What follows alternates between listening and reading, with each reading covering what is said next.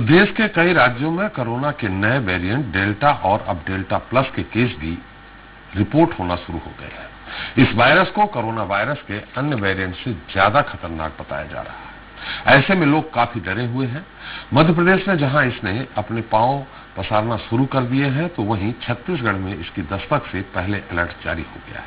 खैर, delta plus variant को लेकर मध्य प्रदेश और छत्तीसगढ़ में किस तरह का माहौल है और अगर कोरोना की तीसरी लहर आती है तो इससे निपटने के लिए शासन प्रशासन की क्या तैयारियां हैं, स्वास्थ्य सेवाओं में अब तक कितनी बढ़ोतरी हुई है और इसके अलावा अन्य व्यवस्थाएं किस तरह की है, इसकी ग्राउंड रिपोर्ट जाने उसके पहले मध्य प्रदेश और छत्तीसगढ़ में डेल्टा प्लस वेरिएंट से जुड़ी एक रिपोर्ट देखें। कोरोना की कमजोर पड़ती दूसरी लहर के बीच अब डेल्टा प्लस वेरिएंट सबको टेंशन दे रहा है। देश के कई राज्यों में डेल्टा प्लस ने अपनी दस्तक दे दी है। हिंदुस्तान में इसके कुल केस तेजी से बढ़ते हुए 50 के करीब पहुंच गए हैं। जिन राज्यों में खतरनाक डेल्टा प्लस ने अपने पांव पसारने शुरू की है, उसमें मध्य प्रदेश भी शामिल है। यहाँ डेल्टा प्लस वेरिएंट के अब तक 6 से 7 मामले सामने आए। इनमें 2 मरीजों की मौत हो चुकी है। इधर सरकार का कहना है कि जो भी चुनौती सामने आएगी उससे लड़ा जाएगा। इतना ही नहीं, डेल्टा प्लस के बढ़ते केसों को देखते हुए भोपाल में जीनोम सीक्वेंसिंग की मशीन लगाई जा रही है। मशीन लगने के बाद नए वेरिएंट की आसानी से जांच हो सकेगी और रिपोर्ट भी करीब 5 दिन में मिल जाएगी। पूरी निगाह सरकार रखे हुए, कहीं से कोई चूक नहीं होने देंगे। कोरोना जहां भी सर उठाएगा वहीं बचा लेंगे। अब हमारे लिए एक अच्छी सूचना है कि एनसीडीसी जीनोम सीक्वेंसिंग की मशीन भोपाल में ही अब लगा रहा है और जल्द से जल्द जीनोम सीक्वेंसिंग भोपाल में शुरू होगी। मध्य प्रदेश के साथ देश के कई राज्यों में डेल्टा प्लस की दस्तक के बाद छत्तीसगढ़ में भी इसे लेकर अलर्ट जारी हो गया है। डेल्टा प्लस वेरिएंट का पता लगाने के लिए रायपुर एम्स और रायपुर मेडिकल कॉलेज की वायरोलॉजी लैब से एडवांस स्टडी के लिए सैंपल भुवनेश्वर एम्स और अन्य शहरों में भेजे जा रहे हैं। वहीं मुख्यमंत्री भूपेश बघेल ने पड़ोसी राज्यों जैसे मध्य प्रदेश, महाराष्ट्र में कोरोना वायरस के डेल्टा प्लस वेरिएंट के बढ़ते मामलों को देखते हुए छत्तीसगढ़ में भी सतर्कता बरतते हुए अंतर्राज्यीय सीमाओं पर कड़ी निगरानी के निर्देश दे दिए हैं। इधर विपक्ष भी सरकार को और ज्यादा अलर्ट रहने की नसीहत दे रहा है। जो सीमावर्ती राज्य से जुड़े हुए जिले हैं, वहाँ के जिला प्रशासन को भी इसका निर्देश उन्होंने जारी किया हुआ है। माननीय स्वास्थ्य मंत्री जी ने भी इंफ्रास्ट्रक्चर हेल्थ के जो क्षेत्र है उसमें उन्होंने कायम रखने के निर्देश जारी किए हुए हैं और इस तरीके से कोई वेरिएंट आता है या और कोई संक्रमण का दौर बढ़ता है तो छत्तीसगढ़ सरकार पूरी तरह तैयार है। निश्चित रूप से मध्य प्रदेश और महाराष्ट्र के लक्षण देख के ऐसा लगता है कि किसी भी समय छत्तीसगढ़ के दरवाजे पर ये डेल्टा वेरिएंट आ जाएगा। मैं तो एक ही निवेदन करूंगा सरकार से कि पिछले इनकी विफलताएं, इनकी जो अक्षमताएं साबित हुई है, कम से कम ये तीसरी लहर में नहीं दिखी। पक्ष और विपक्ष के बयानों के बीच राज्यों में सरकार की तैयारियां किस स्तर पर हो रही है, ये जनता के लिए जानना बेहद जरूरी है, क्योंकि कोरोना वायरस के नए म्यूटेंट सामने आने के बाद भी देश संक्रमण की दूसरी सुनामी से नहीं बच सका। अब ऐसे में संभावित तीसरी लहर के आने से पहले डेल्टा प्लस वेरिएंट की दहशत को खत्म करने के लिए क्या कदम उठाए जा रहे हैं, जनता इसके बारे में जानना चाहती है। Bureau report, Swaraj express. तो मध्य प्रदेश में डेल्टा प्लस की डिटेल रिपोर्ट जानने के लिए आज हम आपको लेकर चलेंगे भोपाल, इंदौर, जबलपुर और ग्वालियर चलेंगे ही, लेकिन उसके पहले हम अपने मंडला, नीमच, उज्जैन और रीवा संवाददाता से वहां के माहौल को जान लेते हैं। सबसे पहले मंडला चलते हैं। मंडला से हमारे साथ अमित चौरसिया है। अमित, मंडला की क्या स्थिति है? डेल्टा प्लस के तो खैर पूरे मध्य प्रदेश में कितने पेशेंट हैं सबको मालूम है, लेकिन वैक्सीनेशन कैसे हो रहा है वहां पे और कोरोना के क्या पॉजिटिव पेशेंट अभी मिल रहे हैं?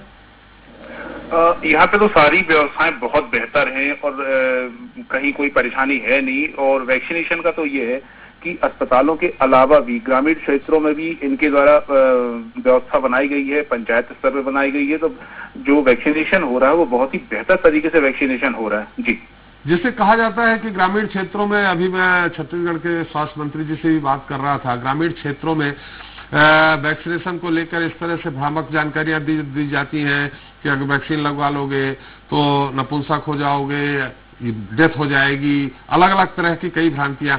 तो चूंकि मंडला खांटी आदिवासी क्षेत्र है, इस तरह की भ्रांतियां वहां भी फैली हैं क्या? जी बिल्कुल, यहाँ पे शुरुआत में ये चीजें थी कि लोगों में भ्रांतियां फैली हुई थी कि वैक्सीनेशन से उसके दुष्परिणाम भी होते हैं, और अभी भी कुछ कुछ स्थान जो इंटीरियर में जो पड़ते हैं वहां पे भी स्थितियां हैं कि उनका कहना ये कि अभी तक तो हमारे पास ना कोई सूचना आई है, ना कोई वर्कर आया हमारे लिए वैक्सीनेशन के लिए, और वैक्सीनेशन सेंटर भी जो बनाए गए हैं वो थोड़ी से दूर बनाए गए, इसलिए ग्रामीण जो है वैक्सीनेशन कराने के लिए अभी भी थोड़ा सा कंफ्यूज है। जी, ऐसा तो नहीं हो रहा कि लोग वैक्सीन लगाने जा रहे हैं, वैक्सीन उपलब्ध न हो? नहीं, यहाँ पे तो बिल्कुल ये सिस्टम तो है ही नहीं। बकायदा जब भी आप सेंटर जाएंगे तो बकायदा आपको वैक्सीन आपको उपलब्ध मिलेगी और आपको वैक्सीन लगेगी। क्या रजिस्ट्रेशन के आधार पर मिल रहा है या कोई भी जा करके लगवा सकता है? अभी तो रजिस्ट्रेशन के हिसाब से ही चल रहा है, और अभी 2 दिन जो महा टीकाकरण अभियान जो चला था उसमें विदाउट रजिस्ट्रेशन के जो टीकाकरण हुआ है उसमें लगभग 11,500 का टारगेट पूरा हुआ है मंडला जिला में। जी चलिए, अभी भी क्या टेस्टिंग हो रही है वहाँ, और हो रही है तो क्या पार्टिसिपेशन मिल रहे हैं? नहीं, अभी टेस्टिंग वगैरह तो हो रही है, लेकिन अभी जो पॉजिटिव केसेस वगैरह नहीं निकल रहे हैं। जी, बहुत बहुत धन्यवाद। हम नीमच चलते हैं, जहाँ हमारे साथ है हमारे संवाददाता विक्रम राव सिंधे। विक्रम, नीमच की क्या स्थिति? नीमच इसलिए कि वो लगा हुआ है राजस्थान से। नीमच, मेरी विकास, मेरी आवाज आ रही? जी त्रिपाठी जी, एक बार और चाहूंगा आप सवाल दोहराएं। हाँ, मैं पूछ रहा हूँ नीमच की क्या स्थिति है? बॉर्डर क्षेत्र है राजस्थान का, वहाँ टेस्टिंग हो रही है, वैक्सीनेशन हो रहा है, और टेस्टिंग हो रही तो क्या वहाँ पॉजिटिव पेशेंट मिल रहे हैं? जी बिल्कुल त्रिपाठी जी, मैं आपको बताना चाहूंगा, मध्य प्रदेश का सबसे समीपस्थ जिला, अंतिम जिला जो है राजस्थान से सटा हुआ नीमच जिला है, लेकिन अभी वर्तमान में जो यहाँ के हालात है काफी बेहतर हालात है, काफी स्थितियाँ संतुलन में है, प्रशासन का काफी अच्छा कंट्रोल यहाँ नीमच जिले में जो है देखा जा रहा है। संक्रमण की बात करें तो करीब पिछले 7 या 8 दिनों बाद जो है गुरुवार यानी कि कल एक संक्रमित पाया गया था, वो करीब 500 या 600 सैंपल की रिपोर्ट में। आपकी आवाज थोड़ा कोई और है आपके आसपास क्या? जी मैं बताना चाह रहा हूँ कि हेलो, हाँ, आप किसी और की भी आवाज आ रही है। त्रिपाठी जी, स्थिति काफी अच्छी है नीमच जिले की। करीब 7-8 दिन बाद जो है कल गुरुवार को एक संक्रमित मिला था 450 लोगों की सैंपल की रिपोर्ट में। और वैक्सीनेशन की बात करें तो वैक्सीनेशन का, जब महाअभियान की बात करें या आम दिनों की बात करें, वैक्सीनेशन की स्थिति काफी अच्छी है। यहाँ अब स्लम बस्तियों में से भी लोग निकल के आ रहे हैं। हालांकि कुछ दिनों पहले जब वैक्सीनेशन की शुरुआत हुई थी तो स्लम बस्तियों में काफी भय वैक्सीन को लेकर था, लेकिन अब इसके लिए शहर के जो सामाजिक संगठन है या हमारे प्रेस मित्रों की बात करें, प्रेस मित्रों ने भी जो है कहीं ना कहीं बस्तियों में जाके समन्वय स्थापित किया, और उसके बाद जो है अब बस्तियों के लोग निकलकर 100% टीकाकरण करवा रहे हैं। चलिए, धन्यवाद आपका। हम सीधे चलते हैं धीरेन्द्र तिवारी के पास। रीवा, धीरेन्द्र, जैसा कहा जा रहा था कि वहाँ टेस्टिंग सिर्फ एक जगह हो रही है, RT-PCR, और रैपिड टेस्ट कई जगह हो रहे हैं, अभी वहाँ टेस्टिंग कितनी हो रही है? क्या अभी भी पेशेंट मिल रहे हैं? जब आपको बता दें, बीच में 2-3 दिन पेशेंट नहीं मिले थे, इसकी संख्या 0 आई थी, लेकिन आज एक पेशेंट मिला है, और लगभग हर दिन 1200 से 1500 के बीच टेस्टिंग हो रही है। और हाँ, ये सही है कि टेस्टिंग एक जगह हो रही है, क्योंकि मरीजों की संख्या कम होने के बाद जिला चिकित्सालय में टेस्टिंग हो रही है, और RT-PCR और दोनों टेस्ट बराबर किए जा रहे हैं। नहीं, सिर्फ एक जगह टेस्टिंग हो रही कि और भी जगह हो रही थी? जी, RT-PCR टेस्टिंग एक जगह हो रही है, जिला चिकित्सालय में हो रही है, क्योंकि जिस तरह से मरीजों की संख्या घटी है तो उसके बाद संजय गांधी अस्पताल में उसकी टेस्टिंग बंद कर दी गई है। और इसके अलावा जो भी जिले के ग्रामीण इलाके हैं वहां पे भी टेस्टिंग चालू है। वैक्सीनेशन क्या स्थिति है? वैक्सीनेशन लगभग 24 लाख लोगों में से अगर 18 से ऊपर बात करें तो पहली डोज लगभग 7.5 लाख लोगों को लग चुकी है, और 70,000 लोग ऐसे हैं जिनको अब तक दोनों डोज लग चुकी है। तो कुल मिलाकर वैक्सीनेशन में प्रशासन पूरी ताकत झोंके हुए है, और हर केंद्रों में, हाँ, ग्रामीण इलाकों में एक समस्या जरूर सामने आ रही है कि जो भी केंद्र है वहाँ पे वैक्सीन पर्याप्त मात्रा में नहीं पहुँच पा रहे। चलिए, बहुत बहुत धन्यवाद। हम उज्जैन तकनीकी कारणों से नहीं जुड़ पाए हैं। बहुत बहुत धन्यवाद आप सभी का। हमारे साथ भोपाल चलते हैं। सबसे पहले निर्मल जी हमारे साथ हैं। निर्मल जी, भोपाल की क्या स्थिति है? खासकर डेल्टा प्लस के पेशेंट, यहाँ 2 डेल्टा प्लस के पेशेंट मिले हैं, उनकी क्या स्थिति है? और डेल्टा प्लस के पेशेंटों को लेकर सरकार कितनी सावधानी बरत रही है? देखिए, बिल्कुल अभी तक अगर पूरे प्रदेश की बात करें भोपाल समेत तो 6 डेल्टा प्लस के मरीज सामने आए हैं। और खास बात यह कि भोपाल जो एम्स है उसके माध्यम से ये टेस्टिंग के लिए जीनोम सीक्वेंसिंग जिसे कहते हैं भेजे गए थे सैंपल, और पुणे में की लैब में ये जांच की गई है। 1219 सैंपलों की जांच में मैं आपको बताना चाहूंगा कि 318 में डेल्टा वेरिएंट पाया गया है, 56 में अल्फा और 6 में, जैसे कि बात कर रहे हैं पूरे प्रदेश में, तो 6 में डेल्टा प्लस वेरिएंट पाया गया है। भोपाल की अगर पर्टिकुलर बात करें तो एक महिला जो कि साकेत नगर में रहती हैं और एक महिला जो कि बरखेड़ा पटानी में रहती हैं, उनकी जो जांच की गई उनमें डेल्टा प्लस वेरिएंट पाया गया। अब चूंकि ये रिपोर्ट करीब 20 दिन बाद आती है, इस दौरान वो महिलाएं जो दोनों स्वस्थ हैं इस समय, और डेल्टा प्लस को अगर लेके देखा जाए तो जाहिर सी बात है कि जिस हिसाब से वैज्ञानिकों ने बताया कि ये बड़ा खतरनाक वेरिएंट है, साथ ही 10 मीटर की दूरी से भी ये आपको दूसरे व्यक्ति को संक्रमित कर सकता है।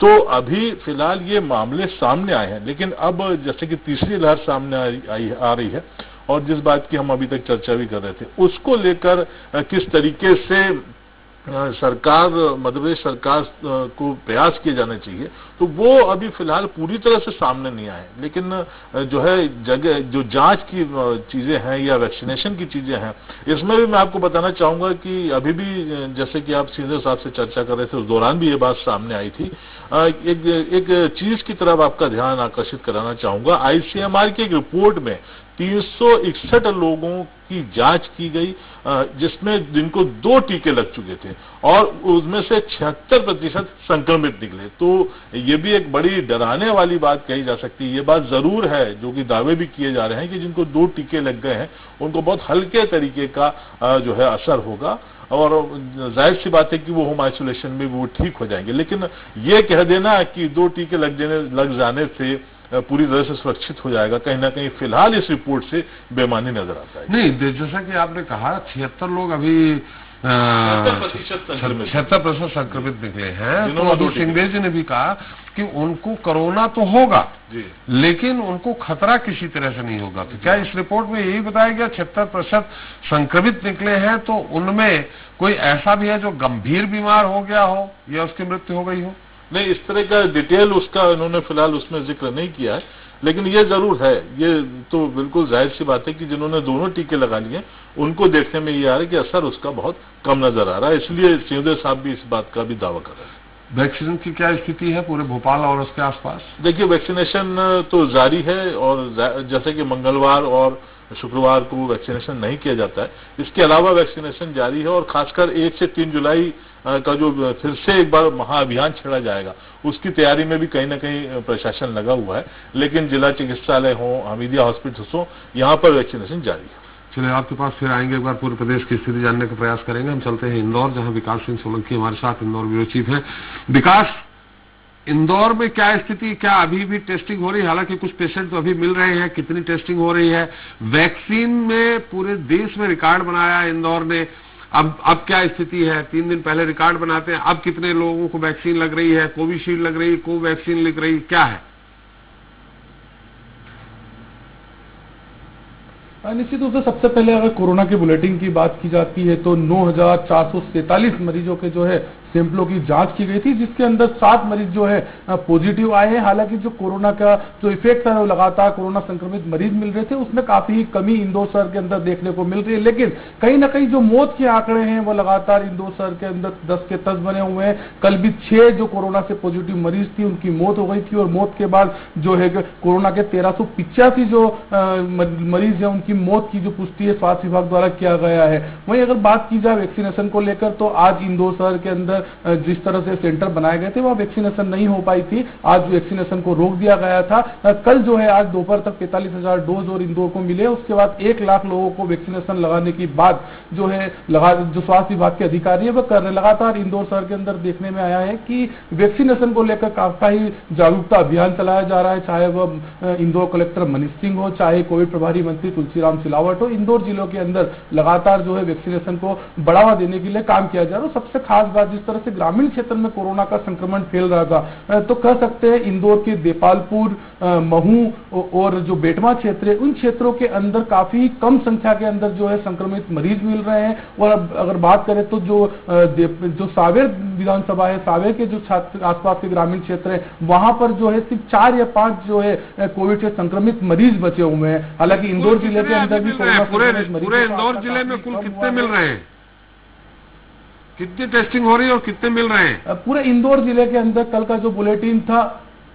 9,474 मरीजों के सैंपलों की जांच की गई थी, जिसके अंदर मात्र 7 जो मरीज हैं उनको कोरोना की पुष्टि की गई है। जिसके बाद इंदौर शहर के अंदर जो एक्टिव आंकड़ा है वो काफी कम पहुंच गया है और 116 जो मरीज हैं वो अभी तक यहाँ पर इंदौर के में जो है संक्रमण के एक्टिव मरीज पाए गए हैं। वहीं अगर बात करें ब्लैक फंगस को लेकर, तो आज ब्लैक फंगस को भी लेकर काफी राहत मिली है। सबसे बड़ी संख्या में जो है इंदौर का जो प्रदेश का सबसे बड़ा शासकीय अस्पताल है MYH, उसके अंदर इलाज करा रहे 33 मरीज जो है आज उनको छुट्टी दी गई है। वो ब्लैक फंगस से इलाज होकर पूर्णतः स्वस्थ होकर अपनी घरों की तरफ रोके। तो कहीं ना कहीं ब्लैक फंगस से लेकर भी इंदौर शहर में राहत मिलती हुई नजर आ रही है। जी, वैक्सीन, जैसा कि आपने कहा कि जो सामान्य आदमी अगर वैक्सीन लगवाने जाना चाहता है तो उसको वैक्सीन उपलब्ध हो पा रही है कि रजिस्ट्रेशन होता है, उनका नंबर आता है, उसके बाद ही मिल पा रही है?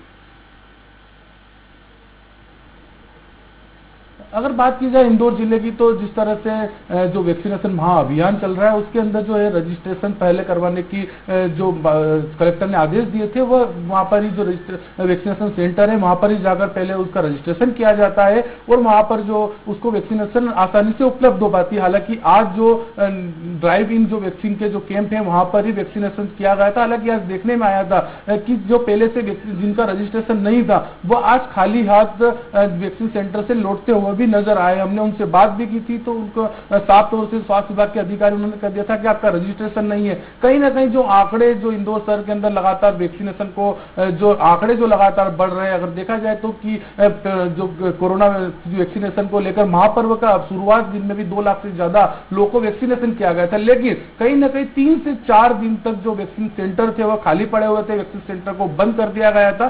4 दिन बाद जब महापर्व की शुरुआत होती है तो इंदौर रिकॉर्ड कायम करता है। वैसे ही जिस तरह कल वैक्सीनेशन हुआ था उसके अंदर भी बड़ी मात्रा में जो है 1.5 लाख से ज्यादा जो लोग हैं उनको वैक्सीनेशन करने की बात की गई थी, लेकिन कहीं ना कहीं 2 दिन उसके पहले भी 1 दिन तक जो है वैक्सीनेशन सेंटर बंद रखे गए थे। जिनके रजिस्ट्रेशन हो गए थे, जिन्हें रजिस्ट्रेशन कर रहे थे, उनका भी वैक्सीनेशन कर दिया था। कहीं ना कहीं आंकड़े की जो वैक्सीनेशन जिस तरह से कोरोना में देखने में आ रहा था कि मौत के आंकड़ों की जादूगरी जारी थी, ऐसा ही वैक्सीनेशन को लेकर भी इंदौर के अंदर जो है आंकड़ों की जादूगरी अभी भी चल रही है। जी, मतलब पहले 5 दिन रोक दिया जाता है, फिर महाअभियान के दिन लगाया जाता है रिकॉर्ड बनाने के लिए।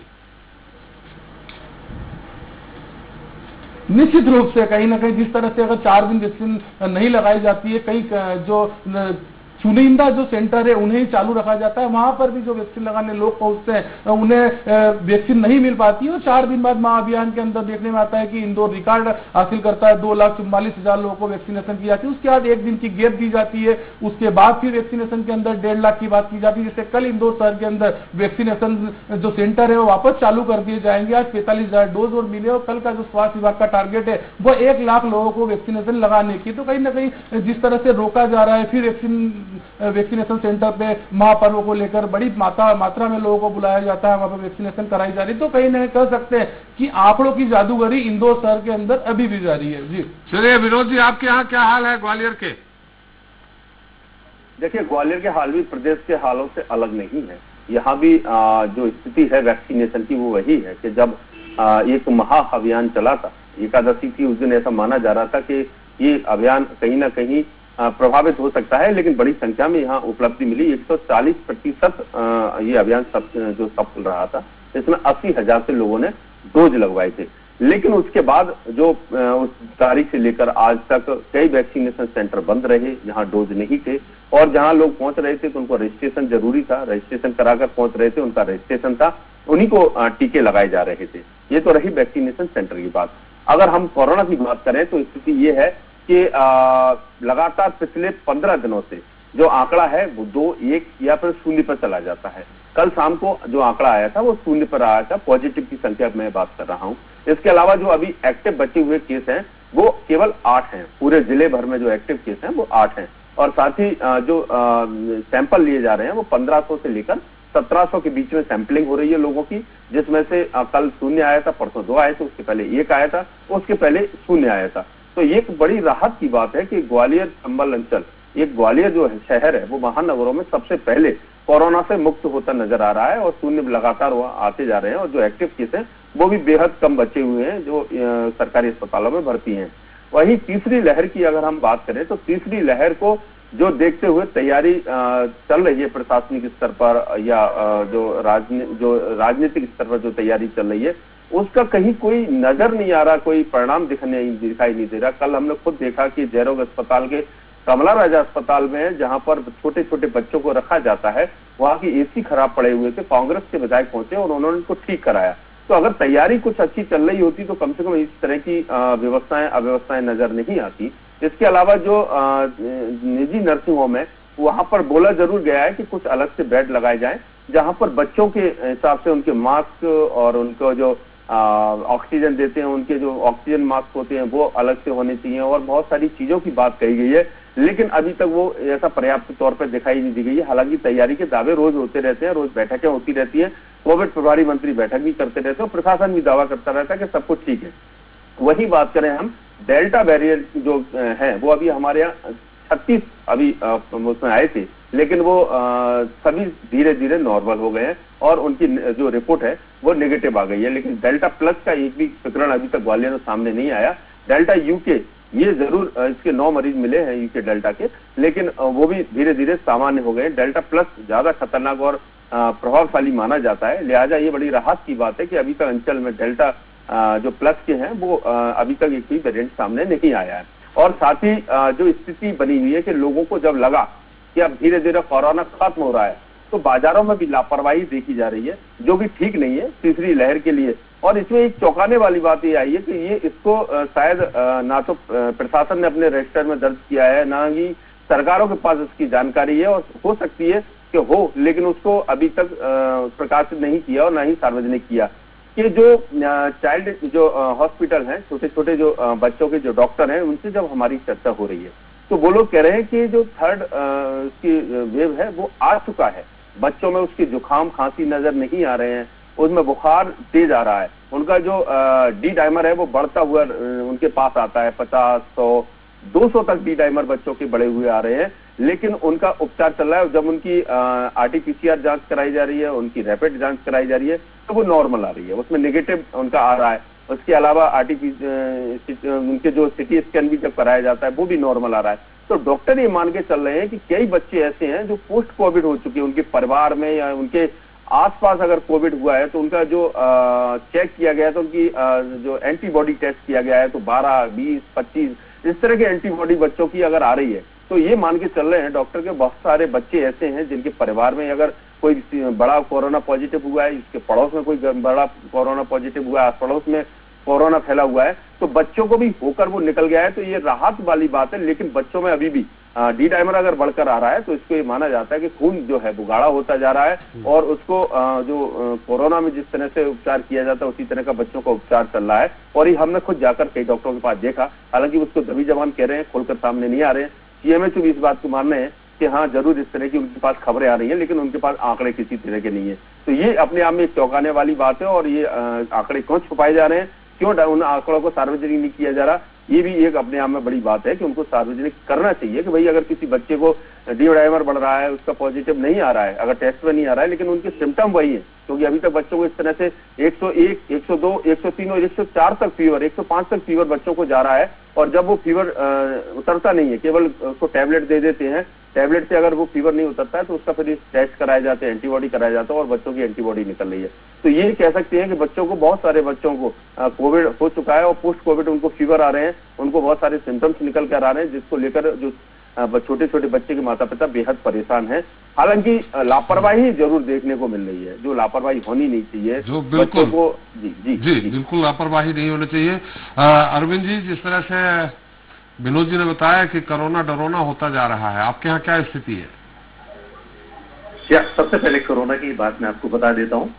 परसों का दिन ऐसा था कि जब यहाँ पर कोरोना के कोई भी नए मरीज नहीं मिले थे, यानी कि आंकड़ा 0 पर था, लेकिन बीते 24 घंटों में लगभग 4200 सैंपल की जो रिपोर्ट आई है उसमें 6 नए कोरोना संक्रमित मरीज मिले हैं और इनमें से बीते 24 घंटों में 13 मरीज स्वस्थ होकर घर पहुंचे हैं। एक मरीज की मौत बताई गई है। एक्टिव केस 42 हैं। होम आइसोलेशन में 15 मरीज हैं। ये हुआ कोरोना का हिसाब। अब इसके बाद हम देखते हैं कि ब्लैक फंगस के 20 मरीजों का इलाज सरकारी अस्पताल में चल रहा है और इसके बाद निजी अस्पतालों में कोई भी ब्लैक फंगस से पीड़ित मरीज नहीं है। वहां पे जितने भी थे वे ठीक होकर घर जा चुके हैं।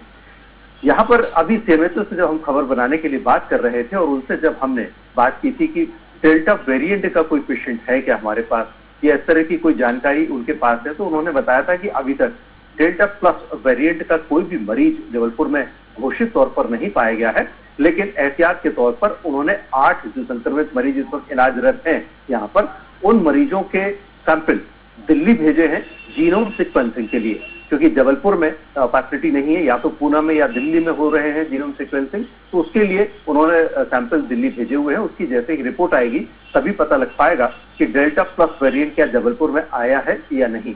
हालांकि इसके पहले यूके वेरिएंट की भी चेक हुआ था, उसके दौरान भी ये पाया गया था कि यूके वेरिएंट भी जबलपुर में नहीं आया था।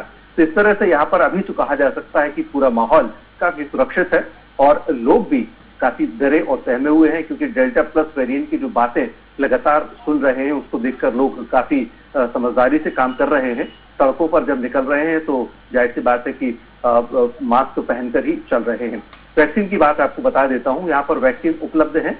मंगलवार और शुक्रवार को चूंकि अन्य टीकाकरण के दिन होते हैं, इसलिए कोरोना वैक्सीन का काम नहीं होता है। जिन लोगों को मालूम होता है वे तो घरों से नहीं निकले, जिन लोगों को नहीं मालूम होता है निश्चित रूप से उन्हें परेशानी उठाना पड़ी। वैक्सीन की कोई कमी नहीं है। कोविशील्ड वैक्सीन ही सारे सेंटर्स पर लगाई जा रही है। सिर्फ 5 सेंटर पर कोवैक्सीन उपलब्ध है और आसानी से बिना किसी परेशानी के उन्हें ये वैक्सीन लगाई जा रही है। स्लॉट लेकर जो आ रहे हैं उनके लिए कोई दिक्कत नहीं है, और जो स्लॉट लेकर नहीं भी आ रहे हैं तो उन्हें तुरंत सेंटर में नाम रजिस्टर नोट करके उनका इमीडिएटली एंट्री करके उन्हें वैक्सीन लगाई जा रही है। जाहिर सी बात है, जब इस तरह की बातें होती हैं तो सेंटर्स पर भीड़ होना लाजमी है, तो भीड़ है। लेकिन यहाँ पर मैं एक बात और बताना चाहूंगा कि जबलपुर में लोग अब ये पूछना शुरू कर दिए हैं कि पहले तो कोरोना का डर था, उसके बाद ब्लैक फंगस आ गया, उसका डर है, फिर उसके बाद यूके वेरिएंट आ गया, फिर डेल्टा वेरिएंट आ गया और अब डेल्टा प्लस आ गया। तो लोगों का कहना यह है कि डरे कब तक ये डर दूर होगा। अब तो लोग हम लोग से ये पूछना शुरू कर दिया है। तो सर यदि कहीं किसी विशेषज्ञ से कभी कभी बात हो आपकी तो जरूर पूछें कि इस डर से मुक्ति कब मिलेगी। ये डर से मुक्ति तो अभी तो मुझे नहीं लगता है मिल पाएगी। हम और आप डरते रहे, बस अपने आप को सुरक्षित रखें। ये थोड़ा सा जानना चाहेंगे अरविंद जी, जैसा कि विनोद जी ने बहुत गंभीर बात बताई कि बच्चों की जो उन्होंने चिकित्सकों से बात की कि डेल्टा प्लस माने तीसरी लहर आ चुकी है और आके कई बच्चों के जा चुकी है, पोस्ट कोविड हो चुके हैं वो। क्या आपके यहाँ भी कुछ ऐसा है कि बच्चों को फीवर आ रहा हो? हालांकि बच्चों को फीवर आता है कि संख्या अगर बढ़ गई तो मतलब निश्चित तीसरी लहर आ रही है। देखिए, अभी तक जितने भी सीनियर पीडियाट्रिशियन से हमारी जो बातें लगातार होती रहती हैं उनसे संपर्क है, और हेड ऑफ द डिपार्टमेंट जो मेडिकल के हैं वो भी काफी सीनियर हैं और वे खुद पीडियाट्रिशियन हैं, यानी बच्चों के विशेषज्ञ हैं और कोरोना वार्ड के प्रभारी भी हैं, वही डॉक्टर वरकड़े। उनसे भी हमारी लगातार बात हो रही है, सीएमएचओ से भी लगातार बात हो रही है। उनका साफ तौर पर कहना है कि अभी जबलपुर में तीसरी लहर जैसी कोई बात नहीं है, डेल्टा वेरिएंट जैसी बात नहीं है, और ना ही बच्चों में इस तरह का कोरोना संक्रमण अभी तक देखने में आया है जो कि जिसे हम संक्रमण के तौर पर या पैंडेमिक के तौर पर हम देख पाए। ऐसा संक्रमण नहीं आया है। जिनके परिवार में पहले से संक्रमित थे उनके घर के बच्चे संक्रमित हुए, वो एक अलग बात है। लेकिन इस तरह से अलग से कोई बच्चे भी संक्रमित हुए तो जबलपुर में अभी तक इस तरह के मामले सामने नहीं आए हैं। ये निजी चिकित्सक भी स्वीकार कर रहे हैं और सरकारी चिकित्सक भी स्वीकार कर रहे हैं। यानी ये कहा जा सकता है कि जबलपुर में बच्चे अभी इस संक्रमण से दूर हैं। तीसरी लहर का यहाँ थोड़ा भी लेश मात्र भी असर देखने को नहीं मिल रहा है।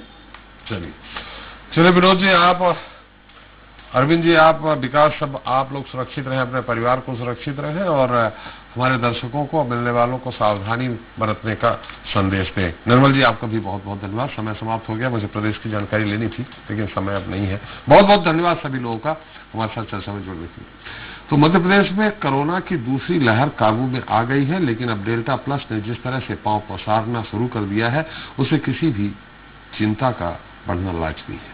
खैर, सरकार अपने स्तर पर प्रयास कर रही है, लेकिन जरूरी है कि अपने जिस तरह से कोरोना की दूसरी लहर में धैर्य दिखाया, सावधानी बरती अगर आगे भी सावधानी बरतेंगे और वैक्सीन लगवा लेंगे तो निश्चित ही डेल्टा प्लस तो क्या कोरोना के किसी भी वेरिएंट से आप बचे ही रहेंगे। इसी के साथ जनता मांगे जाओ इतना ही। नमस्कार।